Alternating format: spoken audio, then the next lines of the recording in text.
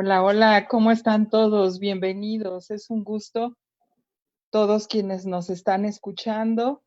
Y como saben, este foro tiene la finalidad de analizar este binomio tan fuerte y tan intenso hoy día, que son temas de violencia, pero también de paz. Siempre hay algo que se puede prevenir, que se puede solucionar.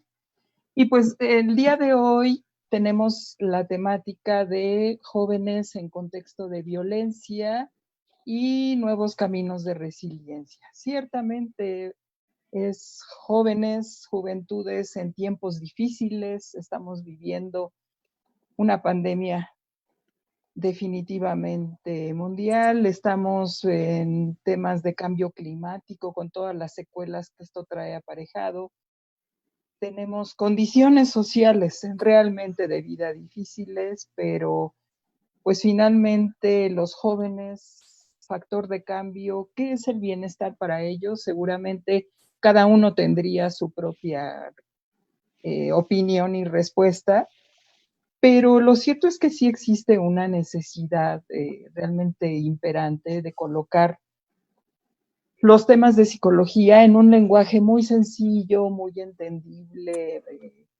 No todos son terapias, también la ciencia de la psicología es un mundo y hay una parte luminosa que me parece que a los pilares nos importa mucho y es la psicoeducación, la psicología social, la psicología comunitaria. Entonces, es realmente pues muy interesante esta temática, muy vital y que ¿qué les queda a los jóvenes en cuanto a tener herramientas para poder salir adelante a pesar de adversidades? Entonces, ya ustedes si nos acompañan, van a escuchar cuestiones muy interesantes. Tenemos invitados interesantes. Le hemos pedido a Rogelio Estrada que nos apoye en moderar esta sesión.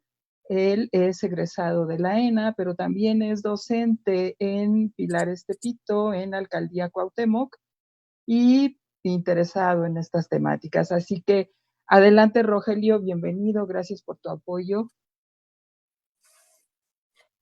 Muchas gracias, Cristina. Como Cristina ya lo mencionó, soy Rogelio Estrada y este día estaré moderando esta sesión que trata precisamente sobre los jóvenes en contextos de violencia, las juventudes en contextos de violencia y cómo enfrentar este tipo de problemáticas. Para comenzar esta sesión, les vamos a presentar una pequeña videocápsula que expone algunos datos duros sobre las juventudes en relación a cuestiones como la educación, los servicios de salud, la ocupación, la situación económica y actividades en general y sobre todo percepciones sobre la violencia. Esta cápsula, es importante mencionarlo, fue elaborada por Viridiana Mérida López, quien es egresada de la Escuela de Trabajo Social de la UNAM y es docente de Ciberescuela del programa Pilares en la Brigada Buenavista de Iztapalapa. Nos apoyan en la transmisión de la videocápsula, por favor.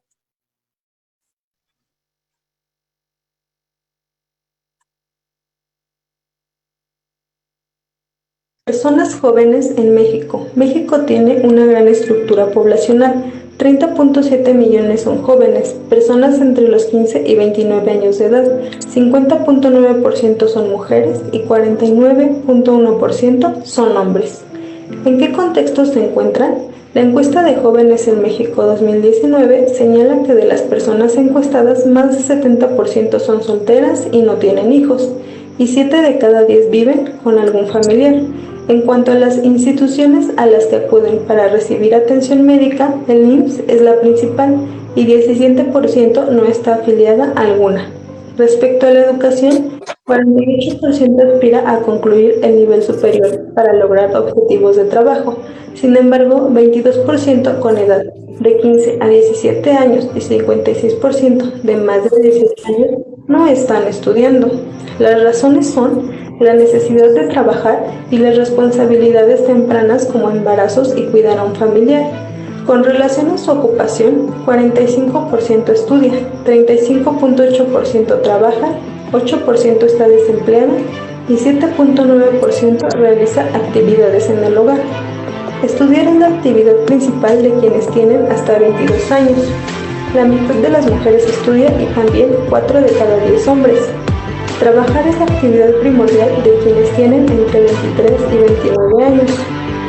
Una tercera parte de quienes trabajan obtienen un ingreso que no alcanza a cubrir el costo de la canasta básica, pues ganan menos de 3.100 pesos al mes. Esto significa que viven en pobreza por ingresos laborales insuficientes. Más de la mitad de jóvenes tienen una segunda actividad: trabajar, estudiar o labores del hogar. Estas tienen un fuerte sesgo de género en todos los grupos de edad. La forma de participación más frecuente es votar. En su tiempo libre, 82% utiliza Internet a diario, principalmente a través de teléfonos móviles para el uso de redes sociales. La mitad de las actividades que realizan cuando no navegan por Internet están asociadas a las que no necesitan invertir recursos. Las de mayor frecuencia son escuchar música, ver televisión, estar con la pareja o la familia, salir a reunirse con amistades y leer. Los aspectos más valorados de la población juvenil son la familia, la salud y ganar dinero. La mitad, como parte de su plan de vida, considera salir de su localidad para establecerse en otra ciudad, estado o país. 1 de cada 10 piensa hacerlo a causa de la violencia que se vive. El ciberacoso es la situación violenta de mayor incidente. 18% refiere haber padecido o sido testigo de maltrato en la escuela o en el lugar de trabajo. 14% afirma haber pasado o atestiguado prácticas sexuales sin consentimiento. 15% han estado expuestas a agresiones de autoridades como policías. Y 21% considera que la violencia de género en la pareja o en el matrimonio se justifica. Por otro lado, la encuesta nacional sobre discriminación 2017 señala que 63% de hombres y 58% de mujeres consideran que las personas jóvenes son irresponsables. 78% cree que si no estudian ni trabajan, son flojas. Y 39.8% que es justificable llamar a la policía cuando hay jóvenes reunidos en una esquina.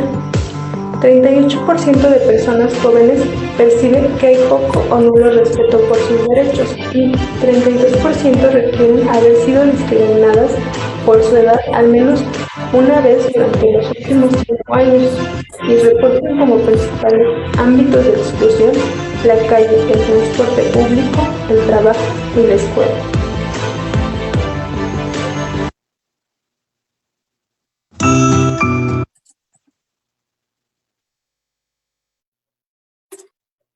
Muchas gracias a Luis Eduardo por permitirnos ver esta pequeña videocápsula. Como le comenté, fue elaborada por la docente Viridiana Merida López.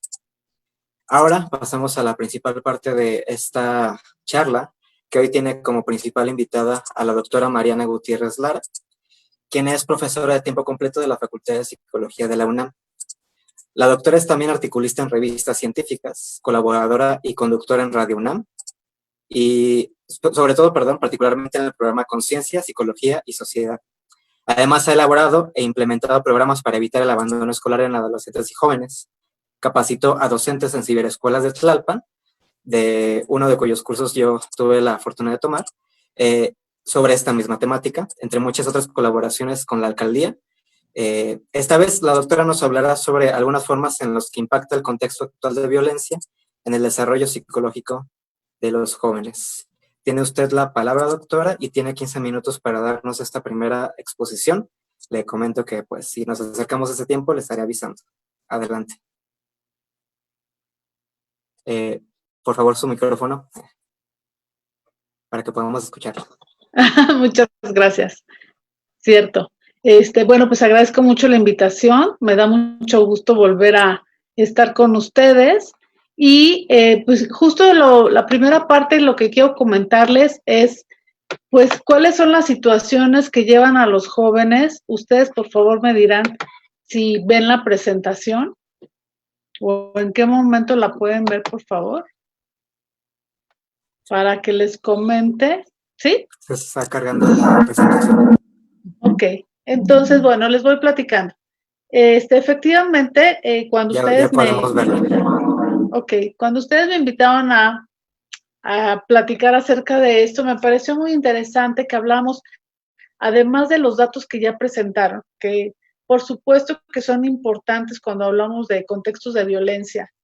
Me pareció importante que habláramos de otro tipo de variables que hemos encontrado que están muy vinculadas con la violencia, pero siendo honestos, ¿no?, y éticos, hay que hablar de la violencia que reciben nuestros jóvenes, pero también aquella violencia que ejercen nuestros jóvenes. Es decir, tendríamos que hablar también de que no es el tema principal, pero sí tenemos que declarar que hay jóvenes también que están ejerciendo violencia. Y tendríamos que platicar cuáles son las condiciones bajo las que esta se da.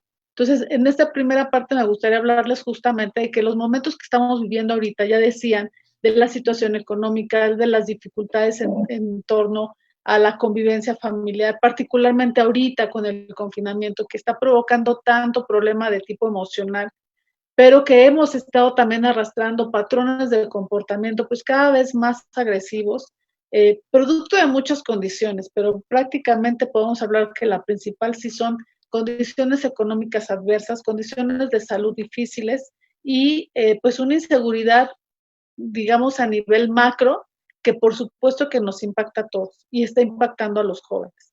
Pero también me gustaría hablarles de otro tipo de variables que están involucradas con esta cuestión de la agresión o de la violencia ejercida por los jóvenes y recibida por los jóvenes. Una situación que a mí me parece muy importante es la ausencia de modelos que tengan respuestas adaptativas para vivir situaciones adversas. Es decir, el joven con frecuencia está reportando que no tiene otra manera de respuesta, primero porque nadie se lo ha enseñado, porque no ha tenido buenos modelos para encontrar formas diferentes de comportarse. La otra cuestión importante, comentan ellos, es una caída del valor de la palabra. Es decir, los adultos estamos siendo poco confiables porque decimos una cosa pero hacemos la otra. Y creo que eso es algo que también hay que concientizar, ¿no?, aquellos que ya estamos en la segunda mitad de nuestra vida, porque finalmente eso implica también que no seamos buenos modelos.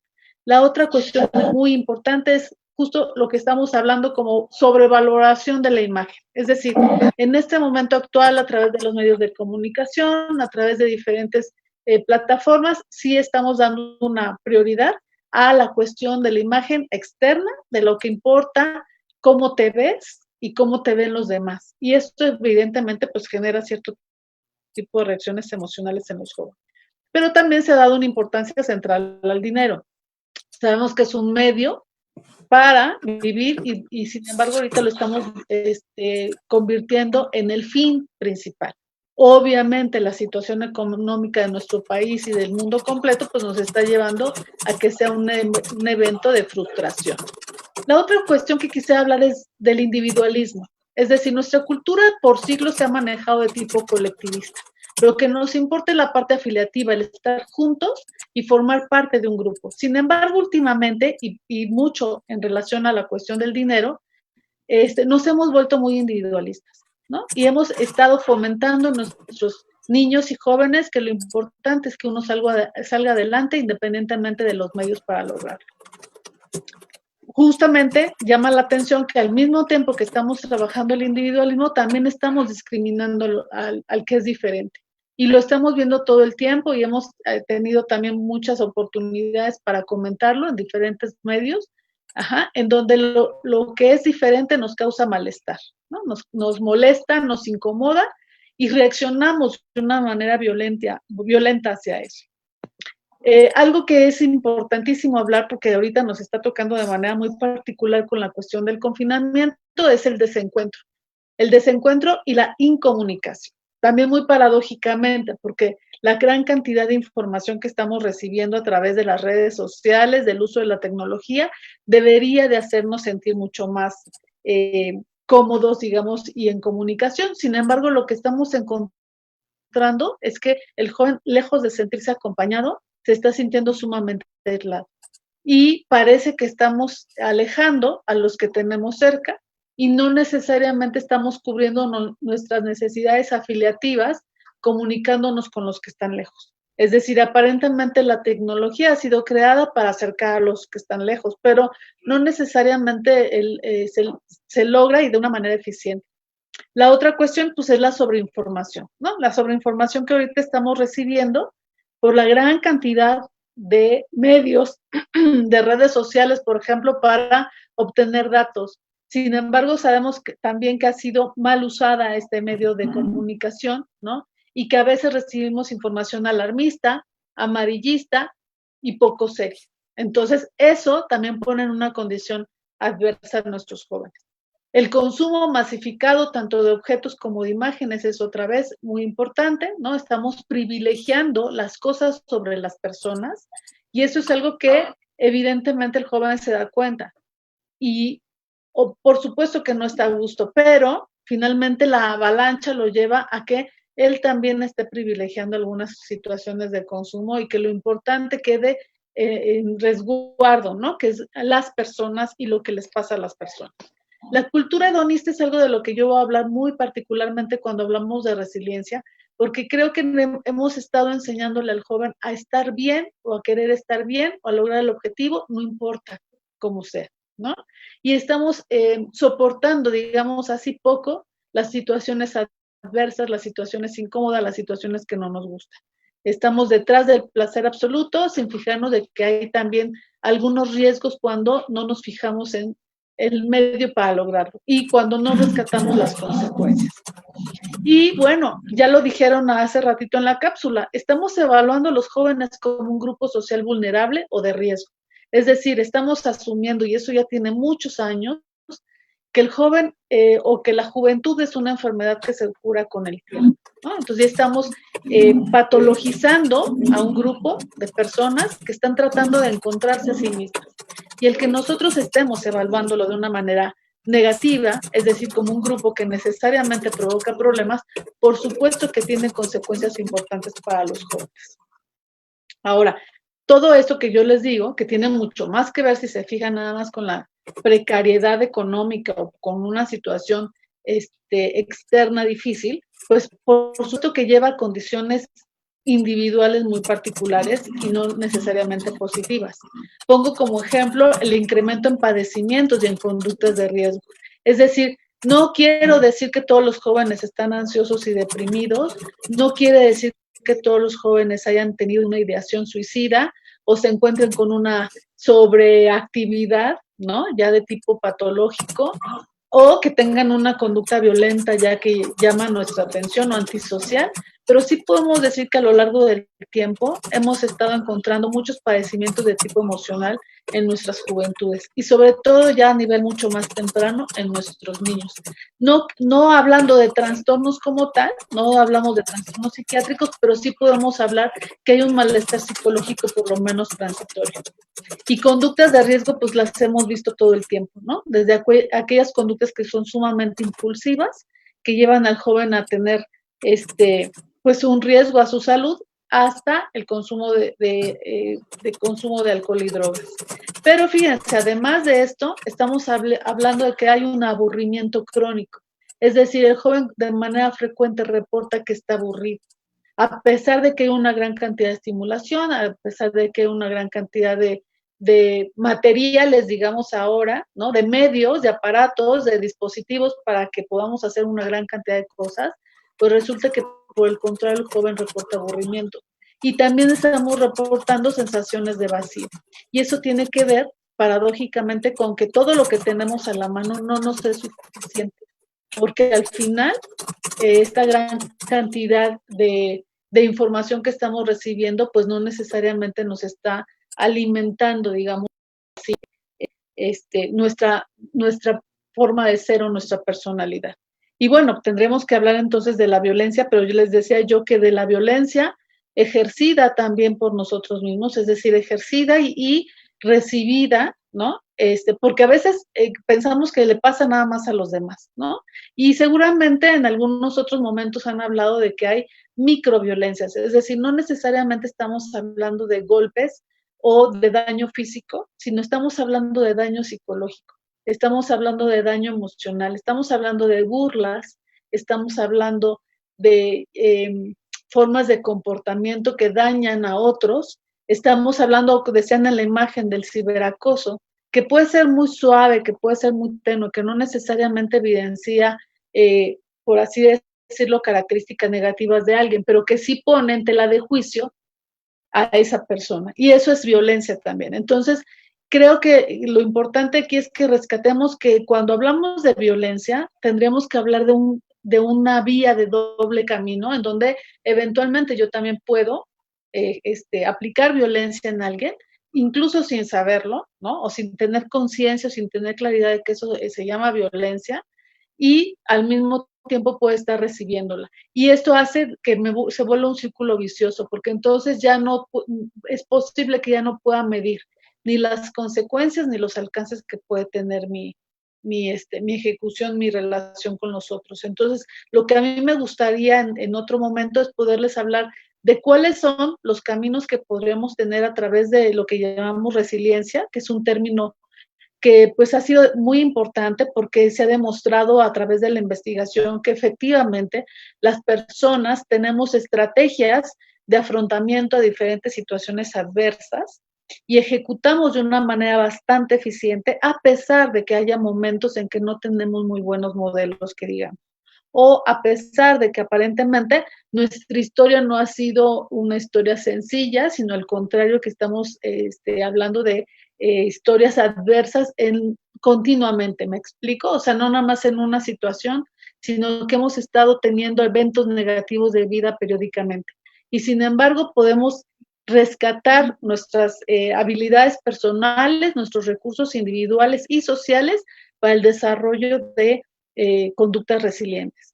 Entonces, si les parece bien, pues en otro momento hablaremos de qué es lo que estamos proponiendo desde los grupos que estamos trabajando con los jóvenes. Efectivamente, como decía la maestra Cristi, ya tenemos tiempo, desde el 2011, haciendo trabajo comunitario con jóvenes. Iniciamos trabajando el tema de deserción escolar, pero nos hemos ido enfocando básicamente a jóvenes que quieren salir adelante independientemente de la ruta que decidan tomar, ¿no? Independientemente de las problemáticas que están enfrentando, porque estamos asumiendo que todos tenemos recursos para salir adelante. Entonces, espero poder en un ratito poderles comentar de qué se trata esta cuestión de la resiliencia y cuáles son las conductas muy puntuales que recomendamos a los jóvenes para empezar a practicar. El lado amable de esta visión psicológica es que se puede aprender, que todo lo que estamos proponiendo no lo tienes que traer tú dentro de tu repertorio biológico, sino que son estrategias que puedes ir aprendiendo a lo largo de tu vida, no importa la edad que tengas. Y que puedes estar recibiendo una retroalimentación inmediata de tu entorno que refuerza, ¿no?, la oportunidad que tú tienes de desarrollar conducta adaptativa, conducta prosocial y encaminada a que te sientas mucho más cómodo y también obviamente mucho más seguro y, por supuesto, hasta feliz. Entonces, si quieres, compañero, lo dejamos aquí y esperamos la siguiente comunicación. Gracias. Muchas gracias, doctora. No sé si me haga el favor de apagar su micrófono hasta que volvamos con usted. Claro. Muchas gracias por esta primera aproximación al tema de violencia en los jóvenes y sobre todo desde el lado del ejercicio también. Como siguiente parte de esta conferencia, de esta reunión, de este pequeño encuentro, tendremos una segunda videocápsula que fue elaborado por el estudiante de la Universidad Pedagógica Nacional, Isaac Galicia. Él es practicante profesional en el Pilares La Joya, en Tlalpan, en la alcaldía de Tlalpan, y también colabora con la Subdirección de Conciliación, de la cual Cristina es coordinadora. ¿Nos hace el favor de hacer la cápsula?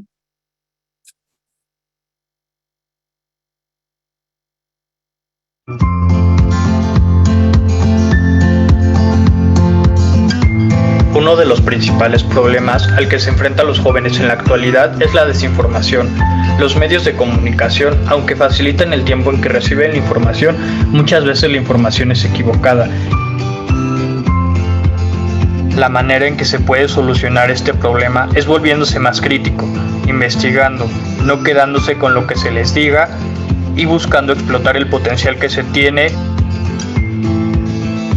Yo creo que establecer relaciones tóxicas es uno de los problemas que tenemos los jóvenes actualmente.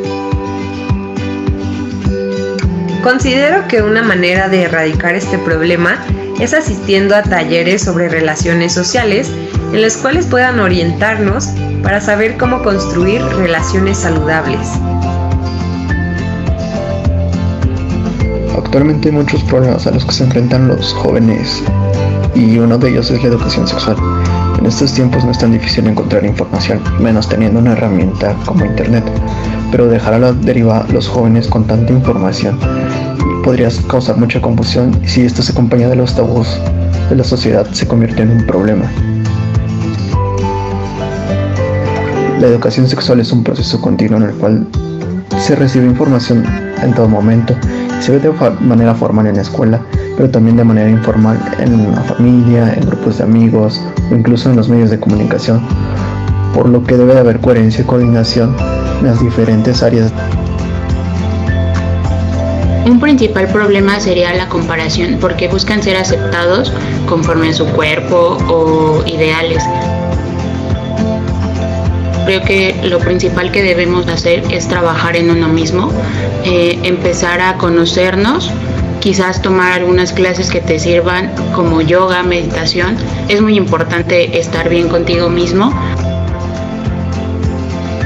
Los adolescentes enfrentan problemas en sus relaciones personales y en la forma en cómo se perciben a sí mismos.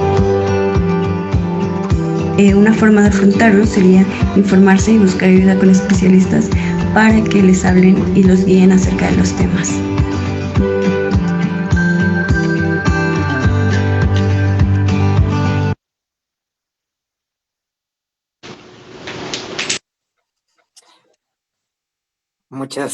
Muchas gracias, Luis Eduardo.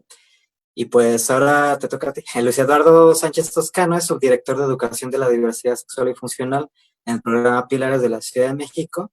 Y bueno, nos va a compartir unos pequeños comentarios sobre lo visto hasta ahora. Adelante, Luis. Claro que sí. Muchas gracias, Rogelio. Y muchas gracias, Cristina, por invitarme a hacer un comentario de este segundo, ya es creo que el cuarto foro, ya perdí la cuenta, el cuarto foro, la de la paz del microscopio. Buenas tardes, doctora Mariana. Mi comentario va en el sentido de, tratar de ligar brevemente lo que hemos visto. Hemos visto primero que nada una cápsula en donde se nos comparten algunos datos de la situación de vulnerabilidad en la que se ha arrojado a la juventud debido a una serie de circunstancias que conocemos ya como este modelo, digamos, de exclusión económico y social que privó durante muchísimos años en México. Y posteriormente la doctora complementa diciendo que debido a esta situación de arrojar a la juventud a estas condiciones de vulnerabilidad,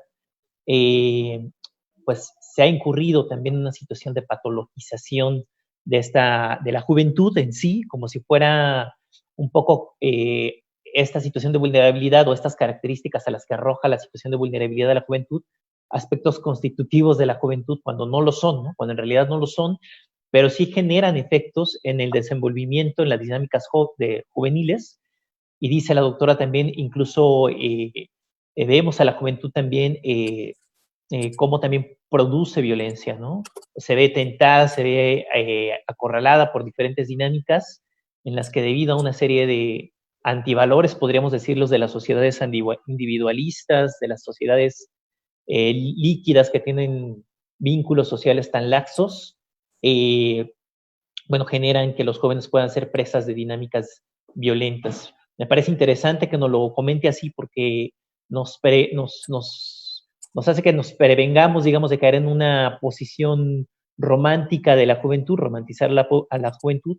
Parece que lo que buscamos es tratar de entender a la juventud como un estado de la vida integral en el que las personas que están en este estado, tienen toda la capacidad política de poder, si se lo proponen y además apoyadas por diferentes circunstancias, generar condiciones para empoderarse y hacerse más activas, ¿no?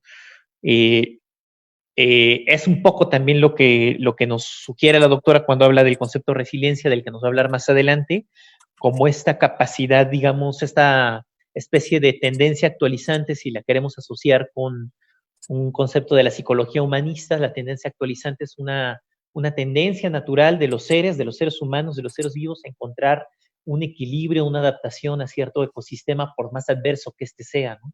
Y lo que propone la teoría humanista, digamos, que propone esta característica como algo que de por sí está en los organismos vivos, en los organismos psíquicos, mentales, es que si las condiciones se permiten o se propician, bueno, habrá entonces posibilidad de que las personas, los sistemas que se encuentran en situaciones adversas puedan encontrar su camino a la autorrealización de manera espontánea y de manera natural. Creo que esto tiene mucho que ver con lo que están intentando hacer los pilares en los diferentes lugares en donde se están sembrando, que son espacios propiciadores que puedan modelar buenas prácticas y buenas maneras de relacionarse entre los jóvenes, no diciéndoles qué hacer, no diciéndoles qué pensar para nada, simplemente aportando el ambiente de seguridad, el ambiente de confort, el ambiente de confianza, donde puedan desarrollar esta facultad resiliente y esta tendencia actualizante, que yo las pondré un poco, las equilibraría, y diría también que este aspecto que mencionaba un compañero en la segunda cápsula sobre la necesidad de desarrollar el pensamiento crítico, es muy importante y es algo que también buscamos y procuramos que en los pilares se genere, porque pues es gracias al pensamiento crítico que no solamente se comparte, digamos, esta tendencia actualizante como una manera aislada de hacerle frente a la adversidad, sino se reconoce la necesidad de articular más redes sociales para poder tener una participación más política, es decir, más orgánica, más colectiva, ¿no? Que rompa el individualismo, que nos regrese un poco a los vínculos colectivos. Ese sería mi comentario. O sea, no sé cómo voy de tiempo, quisiera compartirles rápidamente una sola imagen para reforzar este comentario que les hago. Pues esta imagen nos muestra el iceberg de la violencia, sería la pirámide de Johann Galtung, un teórico y práctico de la teoría para la paz, de la teoría del conflicto, de la resolución de los conflictos de manera no violenta, con muchos años de práctica. Yo solo quiero compartirles este triangulito porque me parece que nos muestra muy bien cómo, bueno, los jóvenes, las generaciones más jóvenes, incluso la niñez, niños, niñas y adolescentes, pues la violencia que padecen de manera muy frontal es la directa, ¿no? La directa la visualizan como la punta del iceberg, que es una acción directa, digamos, de violencia sobre una persona, puede ser psicológica, física, etcétera, pero esa violencia tiene de fondo otros dos niveles, que son el estructural, que es el que se refuerza en las instituciones y que por lo tanto nosotros como institución, en este caso el programa Pilares, el gobierno de la Ciudad de México, bueno, tiene la necesidad de replantearse, de reformarse para poder generar un ambiente no tan adverso para la juventud y que no padezca la juventud, no siga padeciendo la violencia estructural que está enraizada por décadas de abandono institucional y de autoritarismo institucional. Y la otra que le correspondería no solo ya al Estado, sino a todo el conjunto de la sociedad, pues es la violencia cultural, ¿no? Que es la que vamos sembrando poco a poco en los jóvenes, con nuestras conductas, con nuestros antivalores, a veces con esta hipocresía, ¿no? Que justamente la doctora también señalaba. Creo que ahí tenemos una parte muy importante que atender a aquellas personas que ya estamos en la segunda mitad de nuestras vidas y para las que más allá de discursos es nuestro ejemplo, ya sea a nivel directo, a nivel de las instituciones en las que estemos, a nivel también de nuestras prácticas culturales y de nuestra crítica práctica a la cultura, lo que vamos a modelar a la juventud, ¿no? Yo creo que la juventud, si bien tiene posibilidad de ir allá adelante sin necesidad de guías, ¿no? Seguirán abriendo caminos porque en parte eso es la capacidad de resiliencia. También requiere modelos, también requiere ver, digamos, referentes positivos, y ahí a las generaciones que ya estamos en la segunda mitad de nuestra vida, digamos que ya no podríamos decirnos jóvenes, en el término estricto de la edad, del grupo de edad, el grupo etario que mencionaban, nos toca hacer frente día a día, y bueno, también aprender de los jóvenes para estar en un mutuo ejercicio de diálogo intergeneracional, ¿no? Que nos viene bien a ambos grupos en esta lucha contra la violencia. Ese sería mi comentario, Cris. Y bueno, convencido de que los pilares son espacios que pueden darle voz a esta utopía, Perdón, este es mi comentario. Rogelio, te devuelvo la palabra. Muchas gracias. Gracias, Luis Eduardo. Les recordamos, perdón, a las personas que están viendo esta transmisión, que se sientan libres de comentar sus preguntas, sus dudas, sus comentarios, todo aquello con lo que quieran participar, aprovechando la presencia de la doctora y de Luis Eduardo y también de todos nuestros otros comentaristas. Si no hay, por lo pronto, comentarios, les recordamos que de todas maneras tenemos una segunda ronda de participaciones. Me gustaría justamente retomar este punto que mencionaba la doctora en un principio sobre la patologización de la situación de vulnerabilidad, ¿no? Porque a final de cuentas ese lenguaje es un lenguaje que se utiliza no solamente en términos de jóvenes, situación de vulnerabilidad y situación de riesgo, no solamente en términos de jóvenes, sino de un montón de poblaciones que cuando hacemos la lista de, por ejemplo, todas las que incluye la Constitución, ¿no? Mujeres, jóvenes, personas transexuales, intersexuales, transgénero, homosexuales, lesbianas, etcétera, un gran etcétera, parecería que todos entonces estamos en condición de vulnerabilidad y entonces que todos estamos enfermos, que todos somos posibles de patologizar, ¿no? Entonces, ¿realmente funciona esta cuestión? Y si no, entonces, ¿cómo podríamos cambiar esta lógica? En tanto que la patologización ya lo sabemos que no es el camino, ¿no? No es que estemos todos enfermos, y menos ahorita en que parece que todos somos justamente portadores de un riesgo desconocido. Eso por una parte. Y por la otra, bueno, mejor me esperaría que comente la cuestión de la resiliencia, porque también me interesa saber hasta qué punto esta cuestión de la resiliencia recae o podría recaer también en una misma lógica y el mismo lenguaje de si tú quieres, puedes, sin importar todas las condiciones sociales, todas las condiciones culturales y estructurales que están detrás, como bien lo comentó Luis Eduardo. De todas maneras, esperamos su segunda participación y les recordamos a las personas que están viendo esta transmisión que pueden realizar sus comentarios a través de Facebook o por Zoom, a las cuales les podremos dar lectura una vez que termine la segunda participación de la doctora. Sin más, pues, le vuelvo a dar la palabra a la doctora para que nos brinde esta segunda parte de su conferencia. Ok, muchas gracias. Bueno, entonces déjenme regresar a la presentación para que entonces veamos cuáles son las respuestas que podemos dar. Efectivamente sería muy complicado decir que en realidad todo el mundo bajo cualquier situación podemos hacer cualquier cantidad de cosas, ¿no? Una de las situaciones muy importantes a trabajar es que tenemos que ser realistas. Sin embargo, la investigación psicológica sí nos demuestra que todos tenemos ciertos recursos, decía hace ratito, y ciertas características que nos ayudan a salir adelante de muchas condiciones adversas, incluso no nada más sobrepasándolas, sino aprendiendo y enriqueciéndonos con ellas. Y es por ello que el término resiliencia ha sido de un gran impacto para la investigación psicológica en el mundo y particularmente en nuestro país. Justamente nuestros grupos sociales han tenido que desplegar una gran cantidad de recursos personales y sociales para salir adelante, de gran cantidad de cosas que nos han tocado vivir como país, como sociedad y como cultura. Entonces, bueno, hablamos de la resiliencia como una resistencia, pero también una puesta en marcha de mecanismos sutiles de supervivencia ante, y decíamos hace ratito, condiciones extremas de estrés, precariedad, frustración, situaciones aplastantes, diríamos de manera genérica, y problemas persistentes, ¿sí?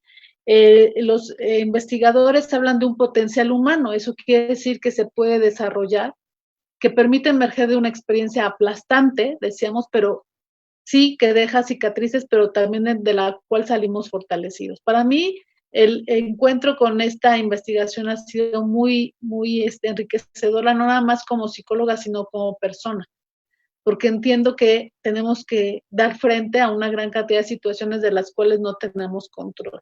Y es por eso que hemos estado trabajando estas respuestas resilientes. ¿Sí se ve la presentación? ¿Sí? Perfecto. Sí se ve, sí se ve. Entonces, ok, gracias. Entonces, ¿qué llevamos como respuestas resilientes? Yo creo que la más importante y la que pongo en primer lugar es la aceptación justamente de las condiciones adversas. Yo les decía que es algo que tenemos que desarrollar porque con esta cuestión les decía yo de la cultura hedonista en donde nada más estamos trabajando sobre situaciones placenteras, pues nos han enseñado nuestros grupos sociales, ¿verdad? De hace tiempo, que tendríamos que estar bien y de buenas la mayor parte del tiempo, cuando la realidad nos indica que no es así, ¿no? Que la realidad nos abruma con situaciones o eventos de vida negativos, desagradables, incómodos, difíciles de sobrepasar. Creo que el primer punto es aceptar que la vida es así, ¿no? Que la vida en sí implica momentos de bienestar y de alegría y de plenitud, pero también momentos complicados, difíciles, incómodos, dolorosos incluso. Y si me da tiempo más adelante podría yo explicarles cómo es que llegamos a esta aceptación. Algo que nos han enseñado nuestros jóvenes incluso es la proyección a futuro. Es decir, nadie que quiera salir adelante de situaciones adversas lo va a hacer enfocándose en un pasado difícil y en un presente que parece complicado. Evidentemente los jóvenes nos han enseñado una gran capacidad de proyectar hacia adelante. Y si no fuera por eso, no sabría yo en qué momento estaríamos. Por eso proyectos como Pilares me parecen tan relevantes para nuestra ciudad y para nuestro país, porque necesitamos dar esos espacios, justamente decía el compañero hace ratito, no dar las respuestas, sino dar el espacio para que el joven pueda proyectar. Ajá, y eso me parece que es muy importante. La otra cuestión es la responsabilidad personal. Así como yo no tengo el control de todo lo que pasa a mi alrededor y de todas las situaciones físicas, sociales, culturales, etcétera, la verdad es que sí tengo que asumir una responsabilidad de lo que me toca. Y eso es algo que el joven ha aprendido a hacer. Los jóvenes resilientes han aprendido a asumir el control de las cosas que sí les tocan. Ajá. Con respecto a la violencia, creo que ese es un tema central, ¿no? Para empezar a cambiar, tienes que reconocer que estás desarrollando una conducta que no es la más propicia y que eres responsable de desarrollar un nuevo patrón de comportamiento mucho más prosocial, mucho más positivo, digamos así. Está vinculado con el siguiente punto que yo llamo comprometerse con valores personales. Es decir, sí es importante seguir pues hablando de los valores universales, ¿no? Que nos guíen, que guíen nuestro comportamiento estos valores, pero creo que también es muy importante insistirles a los jóvenes, y de hecho de ellos lo hemos aprendido, que es importantísimo comprometernos con lo que para nosotros es valioso, para lo que nosotros es significativo. Y eso puede ser mi familia, mi comunidad, justamente, mi grupo de pares, las personas que para mí, por mis vínculos afectivos resultan importantes, pero también obviamente las metas que yo me estoy proponiendo a todos los niveles y en todas las áreas de mi vida. Eso implica un compromiso persistente además. Y tenemos jóvenes sumamente resilientes que a partir de toda la gran cantidad de situaciones que les han tocado, digamos, experimentar, pues han salido adelante porque se han comprometido con estos valores de tipo personal. La búsqueda de significado, dicen los investigadores, ya lo comentaba el compañero, ¿no? Desde la psicología humanista, pues está comprobado que mientras más sentido le des a tu vida, tienes mucho más posibilidades de salir adelante, independientemente de las condiciones a las que te tengas que enfrentar. Y pues la flexibilidad. Creo que ahorita urge, ¿no? Las situaciones están siendo muy cambiantes, están siendo sumamente inestables y eso genera una gran incertidumbre. Sin embargo, es lo que hay. Y decíamos al principio que lo importante es aceptar cómo se están presentando las cosas. Entonces, un poco lo que me da la posibilidad de salir adelante es flexibilizarme bajo las nuevas situaciones. Alguien por ahí le llamaba capacidad de improvisar. Creo que la gente que es mucho más rígida y que trata de mantenerse justo en el lugar en el que se encuentra todo el tiempo, es la persona que la va a pasar peor. Por eso tenemos jóvenes resilientes que tienen esta característica y gracias a la cual han salido adelante, porque se han ido acomodando, digamos que han bailado al son que les han puesto. Y creo que eso es algo que tenemos que privilegiar y que hay que motivar a desarrollar. La rigidez es disfuncional, ¿no? Y además está totalmente fuera de los tiempos actuales. Lo que necesitamos ahorita es una gran capacidad de improvisación y de movernos y de ajustarnos y de adaptarnos. Adaptación para mí es la variable mucho más importante en psicología, ¿no? La capacidad de adaptarse a las condiciones actuales. Paso a otras que podríamos llamar, para mí, muy importantes respuestas resilientes. El autocuidado. Hace ratito en la cápsula que nos compartieron nuestros jóvenes, pues hablaban justamente de relaciones tóxicas, hablaban de educación sexual, hablaban de comparación, hablaban de percepción de sí mismo. Evidentemente, tenemos una variable central que es el autocuidado, la capacidad de cuidar de mí mismo. Fíjense qué importante es. No nada más depositar en los demás cómo me va a ir a mí o cómo voy a estar yo a nivel físico, a nivel psicológico, a nivel emocional, sino la necesidad que hay de que yo me fije en mí, haga una autoobservación y me dé cuenta qué es lo que necesito para estar bien. Y tiene que ver con desde respuestas muy básicas de higiene hasta de mantenimiento de relaciones saludables.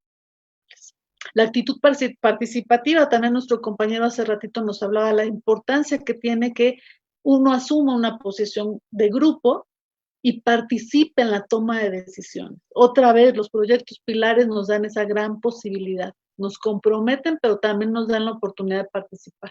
Y creo que eso es algo que hay que fomentar en todos, no nada más en nuestros jóvenes, en todos hasta el final de nuestros días, pero particularmente en ellos, porque ellos se van a hacer cargo del México del mañana.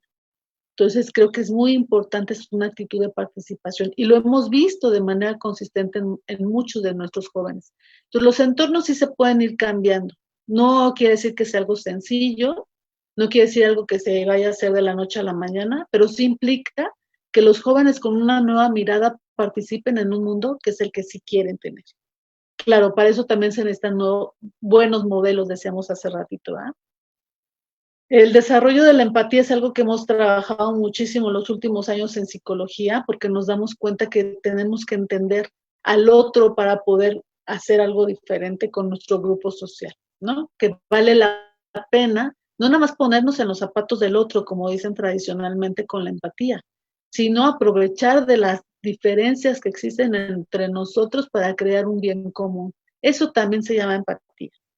Y nuestros jóvenes, a partir del desarrollo de su propia identidad, pues están también, decía el compañero, están comparándose con los demás. Sí, pero en esta comparación también pueden estar rescatando recursos personales del otro que pueden ser valiosos para mí. Y finalmente hablamos de un desarrollo de conductas compasivas. Fíjense que la psicología compasiva ahorita está tomando un auge importante. Ya tiene 10 años en el mundo y en México apenas lo estamos trabajando. No solamente observar o mirar el sufrimiento del otro, sino hacer cosas que disminuyan el malestar del otro, que disminuyan el sufrimiento de la otra persona. Lo hemos visto mucho en conductas de duelo, por ejemplo, en donde las personas la pasan menos mal, cuando se dedican a hacer como una forma de tributo para el que falleció, conductas prosociales, adaptativas, benéficas para otras personas. Pero lo estamos viendo también con consumidores de sustancias, lo estamos viendo también con personas con ansiedad y con depresión, que cuando se enfocan en aliviar el sufrimiento del otro, en mitigar el sufrimiento del otro, el propio estado emocional se modifica. Y entonces tenemos mayores capacidades para avanzar en situaciones adversas de tipo personal. Entonces, de manera resumida, les puedo decir que a todo esto le llamamos relaciones de buen trato. Relaciones de buen trato hacia mí mismo, hacia uno mismo y hacia los demás. Este es un término que acuñó una psicóloga española con la que tenemos convenio en la UNAM, que es Fina Sanz, que ha desarrollado toda una terapia que llama terapia del reencuentro. Y en ella lo que establece es justamente que lo que necesitamos en el momento actual son relaciones de buen trato. Es decir, no estamos enfocando ni diseñando programas para trabajar el maltrato, sino al contrario, ver la visión positiva y entonces trabajar conductas de buen trato. Esto implicaría entonces, como decíamos hace ratito, no patologizar a los jóvenes, ni las conductas de los jóvenes, ni cómo perciben los jóvenes su mundo, sino más bien irnos sobre el desarrollo positivo de los jóvenes, las características que ya de por sí traen dentro de su repertorio conductual y, por supuesto, invitarlos de una manera responsable a participar en relaciones de buen trato. Implica, insisto, desde el autocuidado, muy, muy personal, desde el cuidado de mi salud, pero también en conductas de cuidado, de buen trato hacia mi grupo social, hacia mi comunidad y hacia todos los grupos que para mí son significativos. Entonces, bueno, yo aquí lo dejaría. Si les parece bien, pues esperamos las preguntas que nos haga nuestro auditorio. Gracias. Muchas gracias, doctora Mariana. Nos acompaña, por favor, el micrófono, doctora, para que no haya eco. Sí. Nos acompaña quitar la presentación. También en esta presentación, además de Viridiana, quien nos hizo, bueno, quien fue la autora de la primera videocápsula que presenciamos, María José de Icaza Benet, quien es egresada del claustro de Sor Juana. Es también docente en el Pilares Tasqueña, Coyoacán, y pues creo que hay alguna participación, una pregunta, María, no sé si nos la puedas compartir. Sí, Majo. Bueno, tenemos la participación vía Facebook de Elfres, quien hace donaciones bastante relevantes. Se lee justo como lo comenta Rojas. Si tratamos de desarrollar una conciencia crítica cada día y concientizamos que urge un cambio social, individual y estructural, ¿cómo podemos actuar los jóvenes y hasta qué punto? Y posteriormente realiza otro comentario donde dice, creo que ahora nos surge desarrollar a la par de la empatía la responsabilidad afectiva, ya que tampoco se practica o socializar la importancia de establecer relaciones. Esos son los dos comentarios que tenemos. Gracias, Barijo. Tenemos espacio para una final participación, si gusta cerrar con la respuesta a sus comentarios, esos comentarios, o algo más que nos quisiera decir, doctora Mariana, para finalmente cerrar esta conferencia con la presentación de un último video. Le doy la palabra, doctora. Sí, muchas gracias. Pues yo insistiría, ¿no?, en la oportunidad que tenemos a través de proyectos como el que ustedes están desarrollando, de que el joven tenga un espacio para reflexionar acerca de su propio comportamiento, pero también acerca de cómo quiere vivir en lo futuro. Por eso yo les decía que la proyección a futuro es una de los componentes resilientes más importantes. Efectivamente, necesitamos comprometernos a trabajar en grupo. Otra vez, yo creo que yo rescataría nuestra característica central dentro de la cultura, que es el colectivismo, ¿no? Esta percepción que nosotros tenemos afiliativa, que ya fue estudiada desde hace mucho tiempo, que llamaban la cultura del mexicano, en donde decíamos que estábamos nosotros concentrados en el afecto, que lo que nos importaba era el grupo como tal. Creo que ahorita lo podremos rescatar, creo que urge, y creo que lo que hay que invitar al joven es a encontrarse con el otro, ¿no? De una manera libre, sin prejuicios, que además es mucho más fácil que ellos lo tengan, ¿no? Es mucho más fácil que ellos se acerquen desde una mirada mucho más abierta, mucho más franca y mucho más compasiva. Y yo invitaría a los adultos a, pues, aprovechar esa mirada todavía mucho más fresca, de aproximarse al otro sin discriminaciones y sí con una gran necesidad de buen trato. Creo que eso es algo que invitaría yo a hacer a todos, no nada más a los jóvenes, sino también a todos los adultos que nos escuchan, a que cada uno de nuestros intercambios esté basado en buen trato y no en violencia. Que empecemos a encontrar cómo esto modifica nuestros entornos sociales, cómo empezarnos a mirar diferente, pero también hacer conductas compasivas hacia el otro, modifica el clima social en el que estamos viviendo. Insisto que el cambio no va a ser fácil ni de la noche a la mañana, pero por supuesto, confío en que si todos empezamos a trabajar un poquito en lo que nos toca y damos los espacios a los jóvenes, invitamos a los jóvenes a participar de una manera responsable y con sus propios recursos, con sus propias características, vamos a poder generar una sociedad que sea mucho más igualitaria, mucho más equitativa y libre de violencia. Gracias. Gracias a usted, doctora Mariana. Gracias a todos quienes nos acompañaron, quienes nos están acompañando, nos siguen acompañando en esta cuarta sesión del seminario permanente La Paz al Microscopio. Les comento para finalizar esta pequeña ronda, esta pequeña participación del día de hoy, tendremos un pequeño video, una pequeña videocápsula que fue preparada con la participación de estudiantes de las brigadas 15 de agosto y también de la brigada Martín Carrera, ambas de la alcaldía Gustavo Amadero. Este video es producido por Juan Carlos Gil Tello, que es LSP del programa Pilares. Nos apoyan en la transmisión.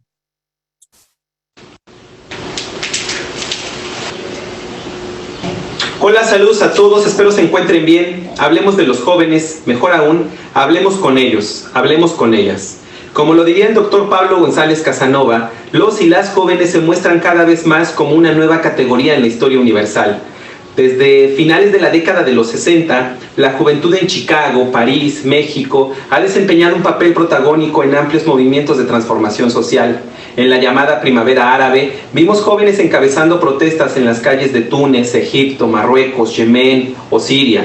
Más recientemente hemos visto cómo diversos sectores de mujeres jóvenes en el mundo bailan, hacen performance, protestan, se organizan, se cuidan entre ellas, toman la palabra y se hacen presentes. Y hace tan solo un mes, vimos cómo grupos de jóvenes protestaron en Minneapolis, en Washington y en al menos 21 estados y 140 ciudades de Estados Unidos. Pero ¿por qué protestan los y las jóvenes? ¿Qué les preocupa? ¿Qué demandan? Educación, empleo, salud, respeto a la diversidad, derecho a decidir, estas son solo algunas de sus banderas. Muchas mujeres jóvenes se abren paso para colocar una agenda feminista que cuestiona el patriarcado y nos insta a revisar nuestro propio comportamiento.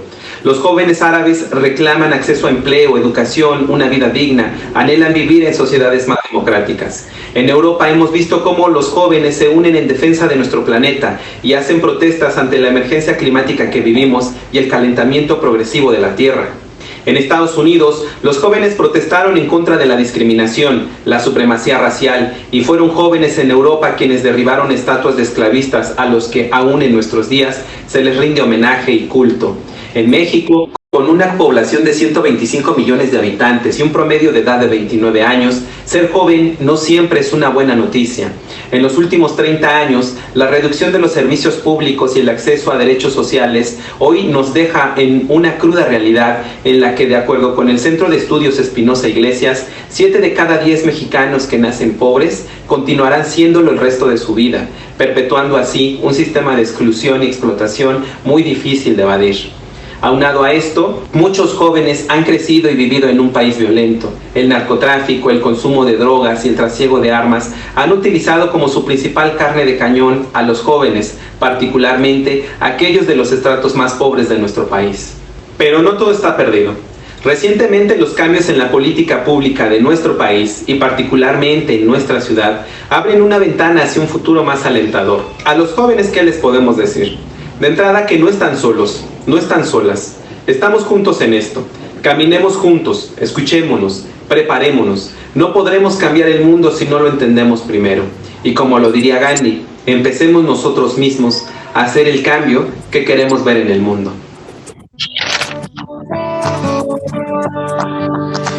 ¿Qué les queda a los jóvenes? Mario Benedetti. ¿Qué les queda por probar a los jóvenes en este mundo de paciencia y asco? ¿Solo graffiti? ¿Rock? ¿Escepticismo? ¿Qué les queda? No decir amén, no dejar que les maten el amor. Recuperar el habla y la utopía, ser jóvenes sin prisa y con memoria. Situarse en una historia que es la suya, no convertirse en viejos prematuros. ¿Qué les queda por probar a los jóvenes en este mundo de rutina y ruina? ¿Cocaína? ¿Cerveza? ¿Barras bravas? ¡No! Les queda respirar, abrir los ojos. Descubrir las raíces del horror, inventar paz, así sea a ponchazos. Entenderse con la naturaleza y con la lluvia y los relámpagos. Y con el sentimiento y con la muerte, esa loca de atar y desatar. ¿Qué les queda por probar a los jóvenes en este mundo de consumo y humo? Vértigo, asaltos, discotecas. También les queda discutir con Dios, tanto si existe como no existe. Tender manos que ayudan, abrir puertas entre el corazón propio y el ajeno. Sobre todo, les queda ser futuro, a pesar de los ruines del pasado y los sabios granujas del presente.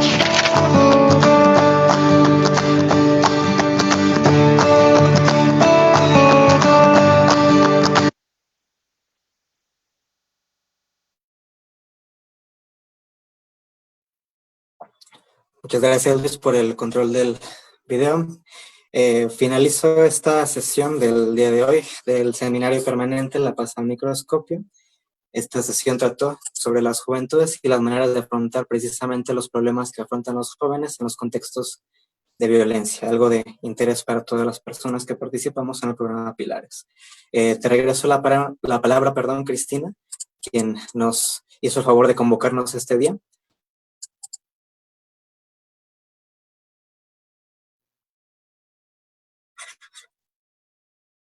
Tu micrófono, Cristina.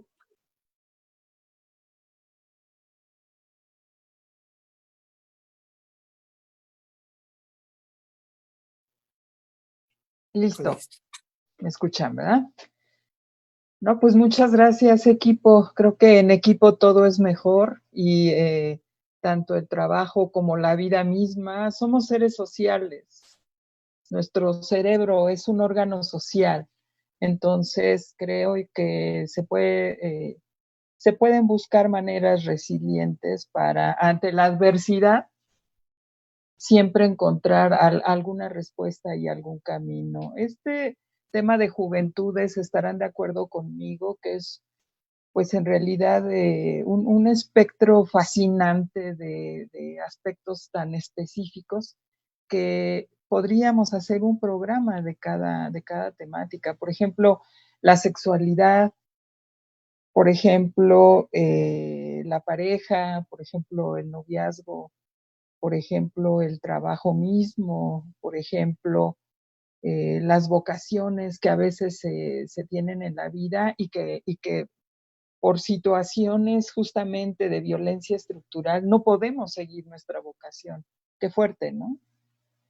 También el tema del consumo de sustancias cuando deja de ser placentero y entonces empieza a constituir una violencia autoinfligida. Por eso hemos querido dedicar unas 3 sesiones más a este tema de jóvenes y acciones en torno a su fortalecimiento, porque finalmente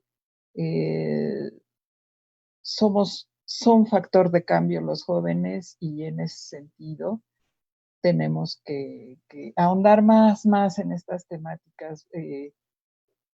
Platicaba yo con compañeros filósofos de la Facultad de Filosofía, con Alejandra y José Alfredo, y había una expresión muy interesante que me decía Alejandra, y yo comulgaba con eso, y es justamente que tenemos que encontrar todos los seres humanos, particularmente los jóvenes, en cómo habitarse a sí mismo.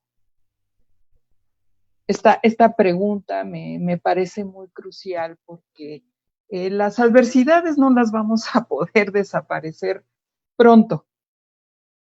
El mundo de la medicina nos dice que se viene muy fuerte. La vuelta a la normalidad significan cambios radicales. Entonces, pues sigue quedando en el ambiente la pregunta, la inquietud de cómo habitarte a ti mismo, cómo ser congruente de tal manera que te blindes de las violencias que te atraviesan para poder tener un mayor bienestar. Pues he ahí el reto, he ahí el desafío, pero creo que es importante no perder, pues sí, el sentimiento de autorrealización, ¿no? De un proyecto de vida que te puede llevar a buenos caminos. Esto es una filosofía que es debatible, desde luego que es debatible, pero creo que Mariana nos ha dado elementos vitales para que nosotros sigamos investigando, profundizando, platicando, reconociendo nuestras condiciones críticamente para a partir de ahí y ver qué vamos a hacer, ¿no? Y desde luego esto es un tema de colectividades, no son temas personales, son temas de Estado, el Estado somos todos, y sin duda quedan muchas muchos temas de interés. Muchas gracias al equipo. Lindas cápsulas, linda participación por parte de todos y especialmente Mariana, profundamente agradecida. Eres muy guerrera, has trabajado mucho en la alcaldía con tus propios vecinos tlalpenses y ya te extrañábamos. Muchas gracias por la participación. Yo invito a todo mundo quien nos esté escuchando que no pierda de vista estos temas de violencia y paz. Son importantes, son cruciales, es nuestra realidad actual y la paz entendida pues como focos de resistencia, ¿no? Como blindarnos para seguir adelante, ¿no? En estos temas, en los pilares, que es donde se están viviendo muchas experiencias muy interesantes.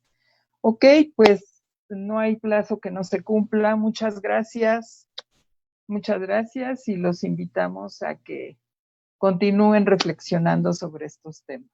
Gracias, equipo.